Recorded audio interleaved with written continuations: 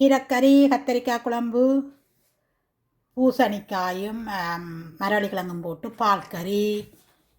மற்றது இது கரட்டு, சாரி, பாவக்காய்க்கு கரட்டு கொஞ்சம் போட்டு கசப்புத்தன்மை தெரியாமல் நுறிய வெங்காயம் எல்லாம் போட்டு ஒரு வித்தியாசமான முறையில் ஒரு வரி ஒன்று செய்திருக்கிறேன். உங்களை சின்னஞ்சிறிய பிள்ளைகளுக்கு இந்த மாதிரி செய்து கொடுத்தால் அதுக்கு கசப்புத்தன்மை தெரியாமல் இருக்கும். இதே மாதிரி செய்து கொடுத்து சின்ன வயசுலேயே அந்த கசப்புத்தன்மை பாவக்காயை சாப்பிட பழக்கலாம். தனியாக கறி வச்சு கொடுத்தா சாப்பிட மாட்டார்கள். இப்படி செய்து கொடுத்தீங்கன்னா சின்ன வயசுலேயே அவர்கள் பழகிடுவார்கள். அதுக்கு பிறகு பாவக்காய் கறி கொடுத்தாலும் அவர்கள் சாப்பிடுவார்கள். இந்த மாதிரி செய்து கொடுங்க. இந்த வீடியோ ஃபுல் வீடியோ போட்டுக்கிறேன், அதை போய் பாருங்கோ. பார்த்துட்டு உங்களுக்கு நீங்களும் செய்து பாருங்கோ. செய்து பார்த்துட்டு நல்லா இருக்கும்னு உங்களுக்கே புரியும். மற்றவர்களுக்கும் அந்த வீடியோவை பகிர்ந்து கொள்ளுங்க. இத்தோட சப்ஸ்கிரைப் பண்ணிட்டு பாருங்கோ புதுசாக வந்தவர்கள். நன்றி.